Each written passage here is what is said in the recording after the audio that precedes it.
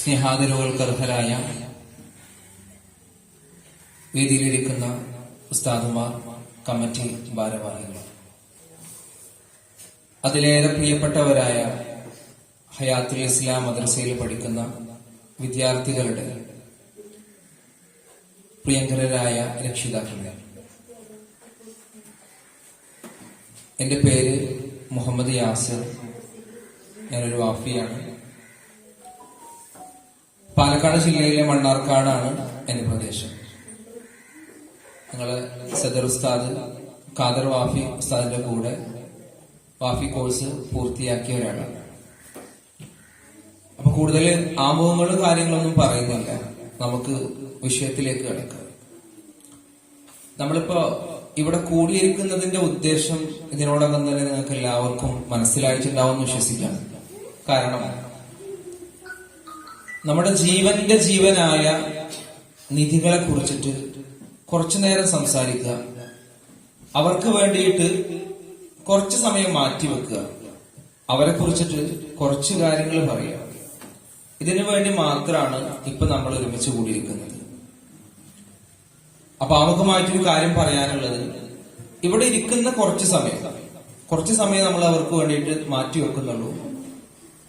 ഈ ഇരിക്കുന്ന കുറച്ച് സമയം വളരെ ക്വാളിറ്റി ഉള്ള ഒരു മണിക്കൂറാക്കി മാറ്റാൻ നിങ്ങൾ എല്ലാവരും ഒന്ന് നിയ്യത്ത് വെക്കുക. അതായത് നമുക്കെല്ലാവർക്കും ദുന്യവിയായിരിക്കുന്ന ഒരുപാട് തിരക്കുകളുള്ള മനുഷ്യന്മാരാണ് നമ്മൾ. ഇപ്പൊ അവിടെ ഇക്കാക്കന്മാരാണെങ്കിൽ അവിടെ പോകേണ്ടിണ്ടാവും, ഒരുപാട് കച്ചവടങ്ങൾ ഉണ്ടാവും. അതിന്റെയൊക്കെ ഇടയിൽ നിന്നാണ് നമ്മൾ ഇവിടെ വന്നിട്ടുണ്ടാവുക. ഉമ്മമാരാണെങ്കിൽ മനസ്സിൽ ഒരുപാട് നൂറുകൂട്ടം കാര്യങ്ങൾ ഒരേ സമയം നിയന്ത്രിച്ചുകൊണ്ടിരിക്കുന്ന ആൾക്കാരാണ് നമ്മുടെ ഉമ്മമാര്. അപ്പൊ അവർക്ക് പല കാര്യങ്ങൾ ചിന്തിക്കാനുണ്ടാവും. ഉച്ചക്ക് എന്താണ് ഭക്ഷണം ഉണ്ടാക്കുക, രാത്രി എന്താ ഉണ്ടാക്കുക, അങ്ങനെ പല കാര്യങ്ങൾ ഇപ്പൊ അവരുടെ മൈൻഡിലൂടെ ഇങ്ങനെ പോയിക്കൊണ്ടിരിക്കുന്നുണ്ടാവും. അപ്പൊ കുറച്ച് സമയത്തിന് ആ കാര്യങ്ങളൊക്കെ മാറ്റിവെച്ചിട്ട് ഒരു മണിക്കൂറെങ്കിലും നമ്മുടെ മക്കളുടെ കാര്യം മാത്രം ഒന്ന് മനസ്സിൽ കാണും. നമുക്ക് ഒരു മക്കൾ ഉള്ളവരുണ്ടാവും, ഒന്നിലധികം മക്കളുള്ളവരുണ്ടാവും. അപ്പൊ ഇവിടെ ഓരോ കാര്യങ്ങൾ പറയുമ്പോഴും ആ പറയുന്ന കാര്യത്തിലൊക്കെ നമ്മുടെ മക്കളുടെ മുഖം ഒന്ന് മനസ്സിൽ കൊണ്ടുവരും. അത്രമാത്രം ചെയ്താൽ മതി. ഇവിടെ ഓരോ കാര്യങ്ങൾ പറയുന്നതും നിങ്ങളുടെ മക്കളുടെ മുഖം അതിനോടൊന്ന് താരതമ്യം ചെയ്ത് നോക്കുക. എന്റെ കുട്ടി ഈ സ്ഥാനത്താണെങ്കിൽ, അല്ലെങ്കിൽ ഈ പറയുന്ന രക്ഷിതാവിന്റെ സ്ഥാനത്ത് ഞാനാണെങ്കിൽ എങ്ങനെയായിരിക്കും എന്നുള്ള രീതിയിൽ ഒന്ന് മനസ്സിൽ കാണുക. അത്രമാത്രം ചെയ്താൽ മതി. ഓക്കെ. അപ്പോ ആമുഖമായിട്ട് ചോദിക്കാനുള്ളത്, ഒരു അപരിചിതരായിരിക്കുന്ന ഒരാണും ഒരു പെണ്ണും അവർ പരസ്പരം വിവാഹമെന്ന നിക്കാഹെന്ന അനുഗ്രഹീതമായിരിക്കുന്ന ഒരു ബന്ധത്തിലൂടെ ഒരുമിച്ച് ജീവിതം ആരംഭിക്കുന്നതിനെയാണ് നമ്മൾ ദാമ്പത്യ ജീവിതം എന്ന് വിളിക്കുന്നത്, അല്ലെ? അപ്പോ ഈ ഒരു ദാമ്പത്യ ജീവിതത്തിൽ ഏറ്റവും മനോഹരമായിരിക്കുന്ന ഒരു നിമിഷം ഏതാണ്? ദാമ്പത്യ ജീവിതത്തിൽ ഏറ്റവും സന്തോഷം ഉണ്ടാക്കുന്ന, ഏറ്റവും മനോഹരമായിരിക്കുന്ന ഒരു നിമിഷം അതേതാണെന്ന് എനിക്കറിയില്ല. കാരണം എന്റെ കല്യാണം കഴിഞ്ഞിട്ടില്ല, എനിക്ക് കുട്ടികളുമില്ല. അപ്പൊ നിങ്ങളാണ് എന്നേക്കാൾ കൂടുതൽ പ്രാക്ടീസ് ഉള്ള ആളുകൾ ഉണ്ടാവുക. ജീവിതം കൊണ്ട്, അനുഭവങ്ങൾ കൊണ്ട് ഒരുപാട് മുന്നിൽ നിൽക്കുന്ന ആളുകൾ നിങ്ങളാണ്. അപ്പൊ നിങ്ങളോട് ചോദിക്കുകയാണ്, ഏറ്റവും കൂടുതൽ സന്തോഷം ഉണ്ടാക്കുന്ന ഒരു നിമിഷം ഏതായിരിക്കും? ഞാൻ മനസ്സിലാക്കിയെടുത്തോളം അനുഭവത്തിന്റെ വെളിച്ചത്തിലല്ല, മറിച്ച് വായിച്ചറിവിന്റെ വെളിച്ചത്തിൽ അല്ലെങ്കിൽ കണ്ടറിവിന്റെ വെളിച്ചത്തിലാണ് പറയുന്നത്. ആ ദാമ്പത്യ ജീവിതത്തിൽ ഒരു കുട്ടി പിറക്കാൻ പോകുന്നു എന്നുള്ള സന്തോഷ വാർത്ത അവരറിയുന്നതായിരിക്കും ഏറ്റവും കൂടുതൽ അവർക്കിടയിൽ സന്തോഷം ഉണ്ടാക്കുന്ന കാര്യം. ഒരു ഉമ്മ ആ ഉമ്മയുടെ വയറ്റിനകത്ത് തന്നെ കൂടാതെ മറ്റൊരു ജീവന്റെ തുടിപ്പ് കൂടി നിലകൊള്ളുന്നുണ്ട് എന്ന് തിരിച്ചറിയുന്ന ഒരു നിമിഷം, ആ നിമിഷത്തിലായിരിക്കും ഏറ്റവും കൂടുതൽ ആ ഉമ്മ സന്തോഷിക്കുന്നത്. തന്റെ ഭാര്യയുടെ വയറ്റിനകത്ത് സ്ഥിതി ചെയ്യുന്ന ആ ജീവന്റെ തുടിപ്പിന് വേണ്ടിയിട്ട് അതൊന്ന് പുറത്തേക്ക് വരാൻ വേണ്ടി കാത്തിരിക്കുന്ന പ്രിയപ്പെട്ട ഭർത്താവ്, ആ ഭർത്താവിന്റെ സന്തോഷം നമുക്കൊരിക്കലും പറഞ്ഞറിയിക്കാൻ പറ്റുന്ന ഒന്നല്ല. അപ്പോ ആ ഒരു നിമിഷമായിരിക്കും ഏതൊരു ദാമ്പത്യ ജീവിതത്തിലും ഏറ്റവും കൂടുതൽ സന്തോഷം ഉണ്ടാക്കുന്ന ഒരു നിമിഷം എന്ന് പറയുന്നത്. അവിടുന്ന് അങ്ങോട്ട് തനിക്കൊരു കുട്ടി ജനിക്കാൻ പോകുന്നു എന്ന് തിരിച്ചറിയുന്ന ആ നിമിഷം മുതൽ അവര് വല്ലാത്ത കാത്തിരിപ്പിലാണ്, വല്ലാത്തൊരു കാര്യം കാത്തിരിപ്പിലാണ്. അക്ഷമരായിക്കൊണ്ട് ആ ഭാര്യയും ഭർത്താവും ഒരുമിച്ചിരുന്ന് കാത്തിരിക്കണം. എന്നാണ് തന്റെ കുട്ടി ഈ ഭൂമിയിലേക്ക് കടന്നു വരുന്നത്? ദിവസങ്ങൾ കടന്നുപോയി, ദിവസങ്ങൾ കൂടിക്കൂടി ആഴ്ചകളായി, ആഴ്ചകൾ മെല്ലെ മെല്ലെ കടന്നുപോയി, മാസങ്ങളായി. മാസങ്ങൾ 8ഉം 10ഉം തികയുന്ന സമയത്ത് നമ്മുടെ 10 മാസത്തെ കാത്തിരിപ്പിന്റെ ഫലം എന്നോടെ നമ്മുടെ കുട്ടി ഈ ഭൂമിയിലേക്ക് കടന്നു വരികയാണ്. അപ്പൊ നിങ്ങളുടെ കുട്ടികളൊക്കെ ഈ ലോകത്തിലേക്ക് കടന്നു വന്ന നിമിഷത്തെ പറ്റി നിങ്ങൾ ഈ സമയത്ത് ചിന്തിക്കുക. അങ്ങനെ ഈ ഭൂമിയിലേക്ക് കടന്നു വരുന്ന സമയത്ത് വല്ലാത്ത സന്തോഷമായിരിക്കും അല്ലെ? ഡോക്ടറോ നൈസോ ആ കുട്ടിയെ കയ്യിലെടുത്തിട്ട് ലാബ് റൂമിന്റെ പുറത്ത് വരണ്ടൊരു നടക്കുന്ന പ്രിയപ്പെട്ട ഉപ്പമാരുണ്ടാവും. ആ ഉപ്പമാരോട് വന്നിട്ട് ആ ചോര കുട്ടിയെ ഇങ്ങനെ കയ്യിലേക്ക് കൊടുത്തുകൊണ്ട് പറയും, ഇത് ആൺകുട്ടിയാണ് അല്ലെങ്കിൽ പെൺകുട്ടിയാണെന്ന് പറഞ്ഞിട്ട് ആ പുറത്ത് കാത്തു നിൽക്കുന്ന ഉപ്പാന്റെ കയ്യിലേക്ക് കൊടുക്കുന്നൊരു നിമിഷം.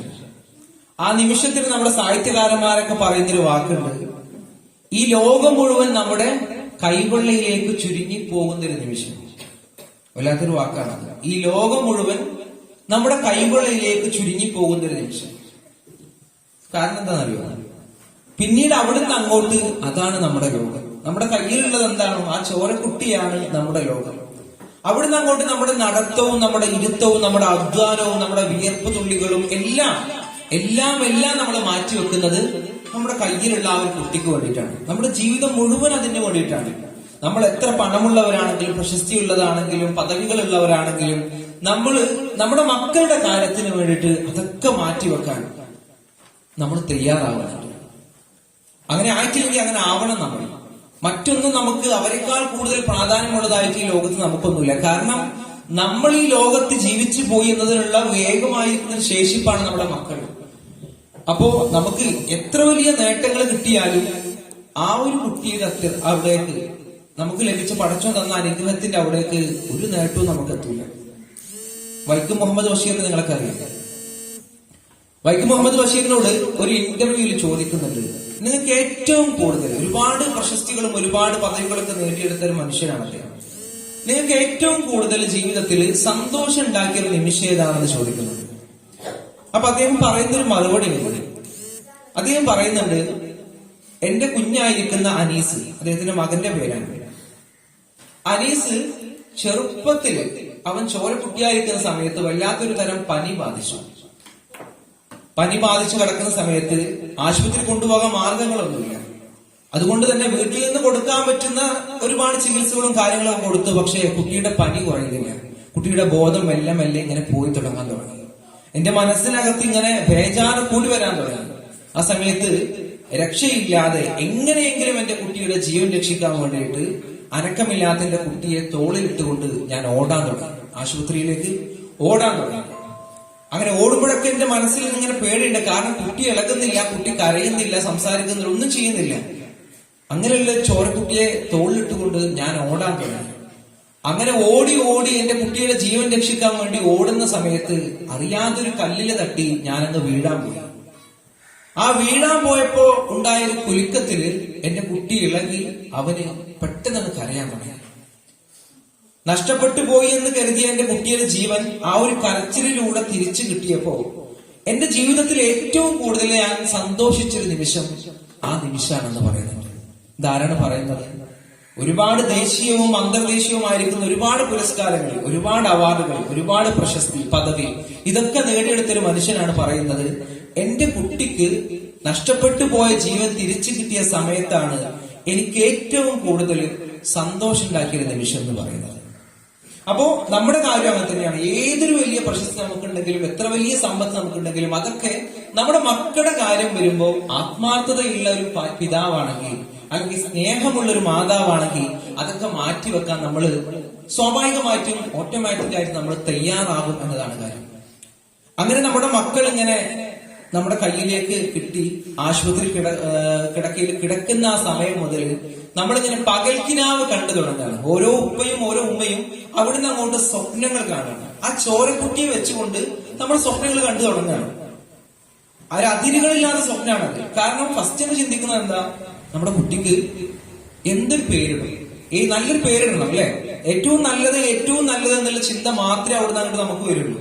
നല്ലതിന്റെ കുട്ടി കൊടുക്കണം, നല്ല ഭക്ഷണം കൊടുക്കണം, നല്ല പേര് കൊടുക്കണം, നല്ല വസ്ത്രം കൊടുക്കണം, ആ ഒരു ചിന്ത ഉണ്ടാവുള്ളൂ. അപ്പൊ ആദ്യം നമ്മൾ ചിന്തിക്കുന്നത് എന്ത് പേരിടും. ആ സമയത്ത് നമ്മൾ ഉസ്താദന്മാർക്കൊക്കെ വിളിച്ചു ചോദിക്കും, എന്ത് നല്ല അർത്ഥമുള്ള ഒരു പേരിന് വേണ്ടിയിട്ട് ചോദിക്കും. അപ്പൊ അവര് പറഞ്ഞു കൊടുക്കും. അങ്ങനെ നല്ലൊരു പേര് നമ്മുടെ കുട്ടിക്ക് വേണ്ടിയിട്ട് നമ്മൾ പ്ലാൻ ചെയ്യും. പിന്നീട് എന്റെ കുട്ടി എന്ത് വസ്ത്രം ധരിക്കണം, എന്ത് ഭക്ഷണം ധരിക്കണം, പിന്നീട് അങ്ങനെ ചിന്തകൾ ആശുപത്രി കിടക്കി കടന്നുകൊണ്ട് തന്നെ ഇങ്ങനെ ഓരോ ഉമ്മയും ഉപ്പയും ഇങ്ങനെ കിനാവുകൾ ഇങ്ങനെ കണ്ടുകൂട്ടുകയാണ്. എന്റെ കുട്ടിയെ വളർന്നു വലുതായാൽ ഏത് സ്കൂളിൽ പഠിപ്പിക്കണം, ഇംഗ്ലീഷ് മീഡിയം വേണോ, മലയാളം മീഡിയം വേണോ, അവർക്ക് ആവശ്യമായിരിക്കുന്ന അല്ലെങ്കിൽ അവൾക്ക് ആവശ്യമായിരിക്കുന്ന മതവിദ്യാഭ്യാസം എങ്ങനെ കൊടുക്കണം, അവൾ പഠിച്ച് അവരുടെ ഉന്നത പഠനങ്ങളൊക്കെ അവർ എവിടെ പഠിക്കണം, അവൾക്ക് എങ്ങനെയുള്ള ജോലി കിട്ടണം, അവൾ ആരെ വിവാഹം കഴിക്കണം, അവൾക്കുള്ള കുട്ടി എങ്ങനെയായിരിക്കണം, അവൾ എങ്ങനത്തെ വീട് വെക്കണം, അങ്ങനെയുള്ള കണക്കില്ലാത്ത സ്വപ്നങ്ങൾ നമ്മളിങ്ങനെ കണ്ടുകൂട്ടാൻ തുടങ്ങും. അങ്ങനെ കാണും. അത് സ്വാഭാവികമാണ്. എത്ര പിടിച്ചു നിർത്തിയാലും ഒരു പിതാവിന്റെ മനസ്സെന്നോ ഒരു മാതാവിന്റെ മനസ്സെന്നോ ആ ഒരു ചിത്രം മാറ്റിക്കളയാൻ പറ്റില്ല. അങ്ങനെ കാണണമെന്ന് തന്നെയാണ് പറയുന്നത്. നമ്മളിങ്ങനെ കണ്ടുകൂട്ടണം. നമ്മളെ മക്കൾ ഇങ്ങനെ സഞ്ചരിക്കുന്ന പാതകൾ നമ്മൾ മുൻകൂട്ടി കാണാൻ നമുക്ക് പറ്റണം. പക്ഷേ അങ്ങനെ നമ്മൾ അവരെ വെച്ചിട്ട് സ്വപ്നം കാണുന്ന ഒരു സമയമുണ്ടല്ലോ. ഇപ്പോഴും നിങ്ങൾ അങ്ങനത്തെ അത്തരത്തിലുള്ള സ്വപ്നങ്ങളിലായിരിക്കും. അതായത് എന്റെ മകൻ ഇങ്ങനെയാവണം അല്ലെങ്കിൽ എന്റെ മകൾ ഇങ്ങനെയാവണമെന്ന് ആഗ്രഹിക്കുന്ന ഓരോ പിതാവും മാതാവും ആയിരിക്കും ഇവിടെ ഇരിക്കുന്നുണ്ടാവും. അപ്പോ അങ്ങനെയുള്ള ഒരു സമയത്ത് നമ്മുടെ മക്കളെ പറ്റിയിട്ട് നമ്മുടെ സ്വപ്നം കാണുന്ന സമയത്ത്, അവരെ പറ്റിയിട്ട് നമ്മൾ പ്ലാൻ ചെയ്യുന്ന സമയത്ത് നമുക്കൊരു ഓപ്ഷൻ ഉണ്ട്. 2 ഓപ്ഷനുകൾ നമ്മുടെ മുന്നിലുണ്ട്. അതിൽ ഏത് വേണമെങ്കിലും നമുക്ക് തിരഞ്ഞെടുക്കാം. ഈ സമയത്തെ അവര് വളർന്നുകൊണ്ടിരിക്കുന്ന ഈ ഒരു സമയത്തെ അതിനുള്ള സമയമുള്ളൂ, അതിനുള്ള ഓപ്ഷൻ ഉള്ളൂ എന്നുള്ളതാണ് ഏറ്റവും വലിയൊരു കാര്യം. ആ ഓപ്ഷൻ ഇതാണ്. ഒന്നെങ്കിൽ നമുക്ക് നമ്മുടെ മക്കൾക്ക്, മകനോ അല്ലെങ്കിൽ മകൾക്കോ നല്ല കാര്യങ്ങൾ പറഞ്ഞു കൊടുത്തിട്ട്, നല്ല വിവരം കൊടുത്തിട്ട്, നല്ല വിദ്യാഭ്യാസം കൊടുത്തിട്ട് നമ്മുടെ വീടിനും നാടിനും സമൂഹത്തിനും സമുദായത്തിനും ഈ ലോകത്തിന് വരെ ഉപകാരപ്രദമാക്കുന്ന നല്ല നല്ല മനുഷ്യന്മാരാക്കി വാർത്തെടുക്കാൻ നമുക്ക് കഴിയും. ഇനി അങ്ങനെയല്ല എങ്കിൽ നേരെ മറിച്ച് നമുക്ക് ചെയ്യാൻ പറ്റും. അതായത് അവർക്ക് ആവശ്യമായിരിക്കുന്ന ഒരു കാര്യം നമ്മൾ കൊടുക്കാതെ അവരുടെ ഇഷ്ടത്തിന് അവരെ വിട്ടുകൊണ്ട് അവർക്ക് എങ്ങനെ വേണമെങ്കിലും ജീവിക്കാനുള്ള സ്വാതന്ത്ര്യം കൊടുത്തുകൊണ്ട് നമ്മുടെ നാടിനും സമൂഹത്തിനും സമുദായത്തിനും ഒക്കെ ചീത്തപ്പേരുണ്ടാക്കി എടുക്കുന്ന ഒരു മക്കളാക്കിയിട്ട് മാറ്റാനും നമുക്ക് കഴിയും. രക്ഷിതാക്കളുടെ കയ്യിലാണ് അവരുള്ളത്. അപ്പൊ ഈ സമയത്ത് നമ്മൾ എങ്ങനെയാണോ അവരെ വാർത്തെടുക്കുന്നത് അങ്ങനെയായിരിക്കും നാളെ നമ്മൾ മക്കളായിട്ട് മാറുക. കാരണം ഈ സമയത്തിന്റെ പ്രത്യേകത എന്താണെന്നറിയോ? കളിമണ്ണ് പോലെയാണെന്നാ പറഞ്ഞത്. കളിമണ്ണിന്റെ പ്രത്യേകത എന്ന് പറഞ്ഞാൽ നമ്മൾ എങ്ങനെയാണോ അതിനെ കുഴക്കുന്നത് അതുപോലെ ആയിട്ട് മാറും. ഉമ്മമാരൊക്കെ പത്തിരിയിലൊക്കെ മാവ് കുഴക്കുന്നുണ്ട്. അത് പറഞ്ഞ പെട്ടെന്ന് മനസ്സിലാവും. അപ്പോ പത്തിരിയിലൊക്കെ മാവ് കുഴക്കുന്നത് കാണുമ്പോൾ നമുക്ക് എങ്ങനെ വേണമെങ്കിലും നമുക്ക് അതിനെ നീളത്തിലാക്കാം, ഉരുണ്ടിട്ടാക്കാം, പരത്തി വെക്കാം, വട്ടത്തിലാക്കാം, ഏത് രീതിയിൽ വേണമെങ്കിലും ഏത് ഷേപ്പിൽ വേണമെങ്കിലും നമുക്കതിനെ മാറ്റിയെടുക്കാൻ പറ്റും, അല്ലെ? എന്നതുപോലെയാണ് ഈ ഒരു കാര്യം. നമുക്ക് ഏതൊരു രീതിയിൽ വേണമെങ്കിലും നമ്മുടെ മക്കളെ ഈ ഒരു പരുവത്തിൽ ഈ ഒരു സമയത്തിൽ നമുക്ക് മാറ്റിയെടുക്കാൻ പറ്റും. എന്നാൽ കുറച്ചങ്ങ് കഴിഞ്ഞാൽ, ഇപ്പൊ തന്നെ ചില നമ്മുടെ മക്കളെ നമുക്ക് പിടിച്ചാൽ കിട്ടാത്ത അവസ്ഥ ഉണ്ട്, അല്ലെ? അപ്പോ കുറച്ചങ്ങ് കഴിഞ്ഞാൽ നമ്മുടെ കയ്യിൽ നിന്ന് അവർ പോയി എന്ന് കഴിഞ്ഞാൽ പിന്നെ നമ്മൾ കൈയാട്ടിയൊരു കാര്യമില്ല. പോയ ബസ്സിന് നമ്മൾ കൈയാട്ടിയൊരു കാര്യമില്ല. ബസ് വരുന്നതിന് മുമ്പ് കൈയാട്ടിയാലേ ബസ് നിർത്തുള്ളൂ. പോയ ബസ്സിന് നമ്മൾ കൈ കാണിച്ചിട്ട് കാര്യമില്ല എന്ന് പറയുന്നത് പോലെയാണ്. മാറ്റേണ്ട ഒരു സമയം കഴിഞ്ഞിട്ട് പിന്നെ നമ്മുടെ മക്കൾ അങ്ങനെയായി, അവൻ ഞാൻ പറഞ്ഞാൽ കേൾക്കുന്നില്ല, അവള് ഞാൻ പറഞ്ഞാൽ കേൾക്കുന്നില്ല, അവൾ അങ്ങനെ പോയി, അവന്റെ കൂടെ പോയി, അവളുടെ കൂടെ പോയി എന്ന് പറഞ്ഞിട്ട് ഒരു കാര്യമില്ല. അപ്പൊ അതിനുള്ള സമയം ഈ ഒരു സമയമാണ്. നാളെ നമ്മുടെ മക്കള് നമ്മളെ പറ്റി എങ്ങനെ പറയണം എന്ന് തീരുമാനിക്കാനുള്ള ഓപ്ഷൻ ഇന്ന് നമുക്കുണ്ട്. അതായത് 2 രീതിയിൽ നമ്മുടെ മക്കൾ പറയാറുണ്ട്, അല്ലെ?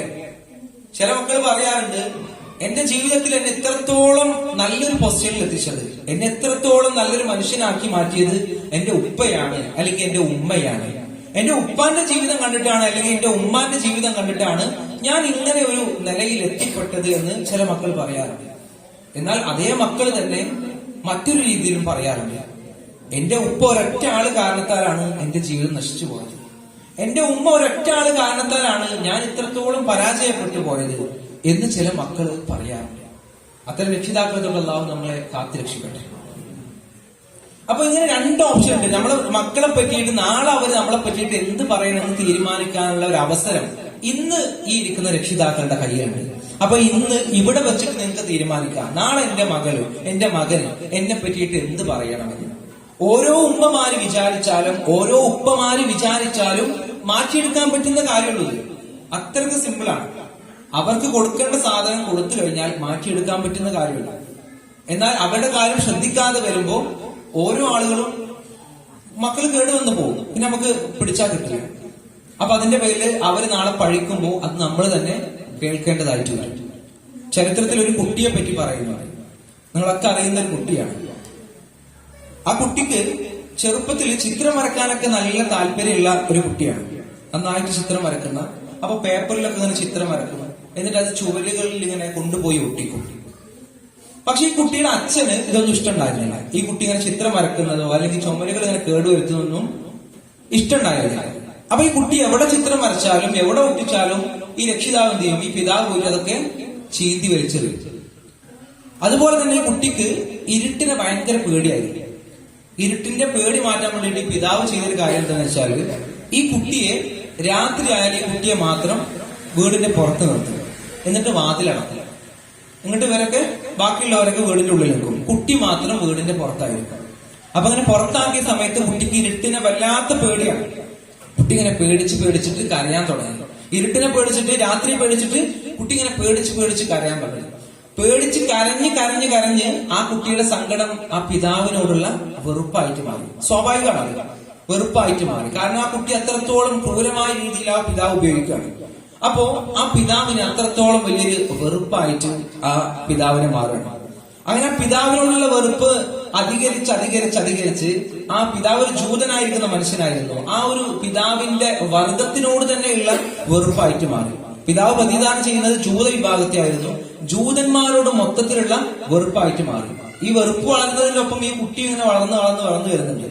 അങ്ങനെ കുട്ടി വളർന്നു വലുതായതിനോടൊപ്പം തന്നെ ഈ വെറുപ്പും ഇങ്ങനെ കൂടിയപ്പോ ഈ ഭാവിയിൽ ഈ കുട്ടി ഏകദേശം ലക്ഷക്കണക്കിന് ജൂതന്മാരെ കൊന്നൊടുക്കിയ ഹിറ്റ്ലർ എന്ന പേരിൽ അറിയപ്പെടാണ്. ഹിറ്റ്ലറെ പറ്റിയിട്ട് നിങ്ങളൊക്കെ കേട്ടിട്ടുണ്ടാവും അല്ലെ? ക്രൂരനായിരിക്കുന്ന ഒരു ഭരണാധികാരിയാണ്. അപ്പൊ അദ്ദേഹം ഭാവിയിൽ ചെറുപ്പത്തിൽ ഈ കുട്ടിയുടെ മനസ്സിൽ ഉണ്ടാക്കി കൊടുത്ത ഒരു വെറുപ്പ് കാരണത്താൽ ആ കുട്ടിയുടെ മനസ്സിൽ ഈ ഒരു ഭീതി, ഈ ഒരു വെറുപ്പ്, ആ ഒരു വർഗത്തിനെ തന്നെ വെറുത്തു പോകുന്ന ഒരു അവസ്ഥയിലേക്ക് എത്തി. അങ്ങനെ ആ മനുഷ്യന്മാരൊക്കെ, ഒരുപാട് മനുഷ്യന്മാരെ, ലക്ഷക്കണക്കിനെന്നാണ് രേഖകൾ പറയുന്നത്, ലക്ഷക്കണക്കിന് ആളുകളെ കൊന്നൊടുക്കുന്ന ഒരു രീതിയിലേക്ക് ഇതെത്തി. അങ്ങനെ അദ്ദേഹത്തിന്റെ മീൻ കാഫ് എന്ന് പറയുന്ന ഒരു പുസ്തകത്തിൽ അദ്ദേഹം രചിച്ചപ്പോൾ പറയുന്നുണ്ട്, ഈ സംഭവം പറഞ്ഞതിന് ശേഷം പറയുന്നുണ്ട്, എന്റെ ജീവിതത്തിൽ ഇത്ര മോശപ്പെട്ട മനുഷ്യനാക്കി മാറ്റിയത് എന്റെ പിതാവാണ്.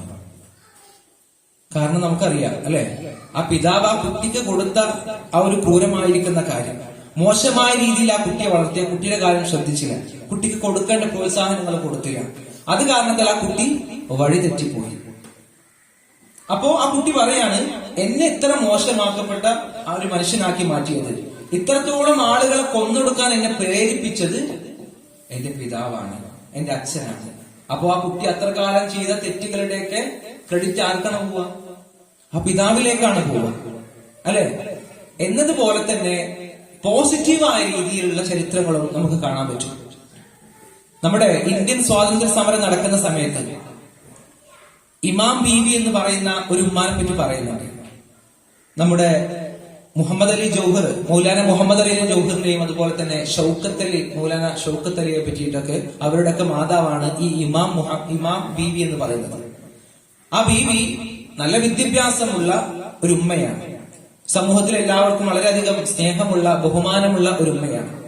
അപ്പോ തന്റെ മക്കളെയൊക്കെ ഇങ്ങനെ വളർത്തി വലുതാക്കി ആ സമയത്താണ്, നല്ല ആരോഗ്യവും ദൃഢഗാത്രയൊക്കെ ഉള്ള സമയത്താണ് ഇന്ത്യൻ സ്വാതന്ത്ര്യ സമരം ഇങ്ങനെ കൊടുമ്പിരി കൊള്ളുന്നത്.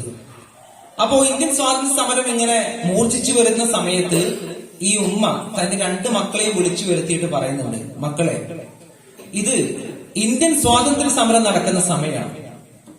അതുകൊണ്ട് നിങ്ങൾ നിങ്ങളുടെ ആരോഗ്യവും ബുദ്ധിയും വിദ്യാഭ്യാസവും എല്ലാം ഇന്ത്യയുടെ സ്വാതന്ത്ര്യത്തിന് വേണ്ടി ചെലവഴിക്കണം. അങ്ങനെ ഓരോന്ന് പറഞ്ഞ് ഈ കുട്ടികളെ ഇങ്ങനെ പ്രചോദിപ്പിക്കുകയാണ് ഈ ഉമ്മ. വെറും ഒരു ഉമ്മയാണ് പറയുന്നത്. ഇവിടെ ഇരിക്കുന്ന ഉമ്മമാരൊന്ന് ചിന്തിച്ചു നോക്കേണ്ട കാര്യമാണ്. ഒരു ഉമ്മയാണ് പറഞ്ഞു ആ ധീരത ആ കുട്ടികൾക്ക് കൊടുക്കുന്നത്. നിങ്ങൾ ഇന്ത്യൻ സ്വാതന്ത്ര്യ സമരത്തിന് വേണ്ടിയിട്ട് നിങ്ങൾ തയ്യാറാവണം. നിങ്ങൾ എങ്ങാനും ഇന്ത്യൻ സ്വാതന്ത്ര്യ സമരത്തിൽ പങ്കെടുത്തിട്ടില്ല എങ്കിൽ നിങ്ങളുടെ ചെറുപ്പത്തിൽ, നിങ്ങൾ കുട്ടിയായിരിക്കുന്ന സമയത്ത് നിങ്ങളുടെ വായിലേക്ക് ഈ ഉമ്മ ഇറ്റിച്ചു തന്ന ഓരോ അമ്മിഞ്ഞ പാലും നിങ്ങൾക്ക് ഹറാമാണ്, നിങ്ങൾക്ക് എന്റെ പൊരുത്തല്ല എന്ന് ഈ ഉമ്മ പറയാം. നമ്മൾ പറയുന്ന ഏതെങ്കിലും ഒരു കാര്യം നമ്മുടെ മക്കൾ കേട്ടിട്ടില്ല എന്നുണ്ടെങ്കിൽ ആ മക്കളോട് ഇങ്ങനെ ഒരു വാക്ക് പറയാൻ നമുക്ക് കഴിയും? ഏതെങ്കിലും ഉമ്മാക്ക് കഴിയും? സ്നേഹമുള്ള, മക്കളെ സ്നേഹിക്കുന്ന, മക്കളെ ജീവനായി കാണുന്ന ഒരു ഉമ്മാക്കും പറയാൻ പറ്റില്ല. പിന്നെ ഈ ഉമ്മ എന്തുകൊണ്ട് പറഞ്ഞെന്ന് വെച്ചാൽ അത്രത്തോളം തന്റെ മക്കള് വലിയ മനുഷ്യന്മാരായിട്ട് മാറണമെന്നുള്ള ഒരു നീയത്തിന്റെ പുറത്താണ് ഈ ഉമ്മ പറയുന്നത്. നിങ്ങളെങ്ങാനും ഇന്ത്യൻ സ്വാതന്ത്ര്യ സമരത്തിൽ പങ്കെടുത്തിട്ടില്ല എങ്കിൽ ഞാൻ നിങ്ങളിലേക്ക് എത്തിച്ചു തന്ന ഓരോ മുലപ്പാലുകളും നിങ്ങൾക്ക് ഹറാമാണ്, നിങ്ങൾക്ക് നിഷിദ്ധമാണ് എന്ന് ഈ ഉമ്മ പറയാണ്. മക്കള്, ഈ രണ്ട് മക്കളും മൗലാന മുഹമ്മദ് അലിയും ജോഹറും ഈ ഉമ്മയുടെ വാക്ക് സ്വീകരിക്കാണ്. ഉമ്മയുടെ വാക്കുകൾ ഇങ്ങനെ സ്വീകരിച്ച് അവര് ഇന്ത്യൻ സ്വാതന്ത്ര്യ സമരത്തിൽ ഇങ്ങനെ സജീവമായി തുടങ്ങി.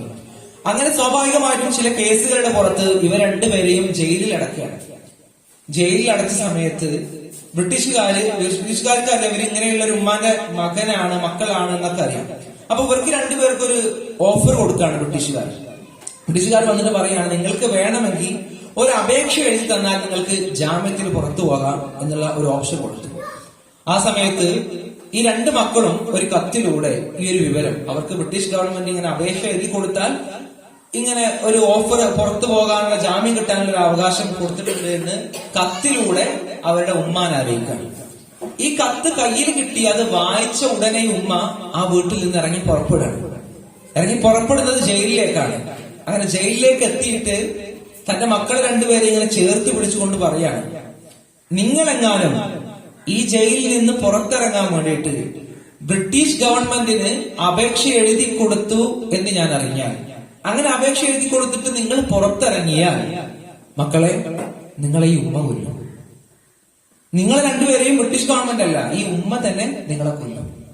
അപ്പൊ ഒരിക്കലും ഒരു കാരണവശാലും ജീവൻ തന്നെ നഷ്ടപ്പെട്ടാലും നിങ്ങൾ ഒരിക്കലും ബ്രിട്ടീഷ് ഗവൺമെന്റിന്റെ മുന്നിൽ തല താഴ്ത്തരുത്. വീണ്ടും ആ കുട്ടികൾക്ക്, ആ മക്കൾക്ക് ഇങ്ങനെ പ്രചോദനം കയറി വന്നു. കാരണം ഒരു ഉമ്മയും പറയാത്ത വാക്കുകളാണ് ആ ഉമ്മ പറയുന്നത്. അങ്ങനെ ആ ഉമ്മയുടെ വാക്കിന്റെ പുറത്ത്, ഉമ്മ കൊടുത്ത പ്രചോദനത്തിന്റെ പുറത്ത്, ആ ഒരു മോട്ടിവേഷന്റെ പുറത്ത് ആ മക്കള് വീണ്ടും രാജ്യത്തിന് വേണ്ടി പടപൊരുതി ഇന്ത്യന്റെ സ്വാതന്ത്ര്യ സമരത്തിൽ വലിയൊരു പങ്ക് വഹിച്ചിട്ട് ലോകത്ത് തന്നെ അറിയപ്പെടുന്ന രണ്ട് മക്കളായിട്ട് മാറണം. അപ്പൊ ആ മക്കളുടെ പേരുകള് ലോകത്ത് അറിയപ്പെടാനുള്ള കാരണമാണ് ഇമാം ബീവി എന്ന് പറയുന്ന ആ ഹാളിലേക്ക് കടന്നു വരികയാണ്. വാതിൽ തുറന്ന ഉടനെ അമ്മ നേരെ നോക്കിയത് ചുമരിലേക്ക് നോക്കിയപ്പോ ഈ അമ്മയുടെ കണ്ണുകൾ ഇങ്ങനെ സന്തോഷത്താൽ ഇങ്ങനെ നിറയാൻ തുടങ്ങി. കാരണം ഈ ചുമരില് ഈ മകൻ വരച്ചു വെച്ചിരിക്കുന്നത് ഒരു പെൺകുട്ടിയുടെ ചിത്രമാണ്. ആ പെൺകുട്ടി എന്ന് പറയുന്നത് തൊട്ടപ്പുറത്ത് കളിച്ചുകൊണ്ടിരിക്കുന്ന തന്റെ ചെറിയ പെങ്ങളെയാണ് ഈ കുട്ടി ചുമരിൽ വരച്ചിട്ടുള്ളത്. അപ്പോ ഈ തന്റെ കുട്ടി വരച്ചിരിക്കുന്ന ചിത്രം, അത് ഒരു ചെറിയ കുട്ടിയാണ്, അപ്പൊ എത്രത്തോളം പെർഫെക്ഷൻ ഉണ്ടാവും നമുക്ക് ചിന്തിക്കാൻ പറ്റുന്ന കാര്യമല്ല.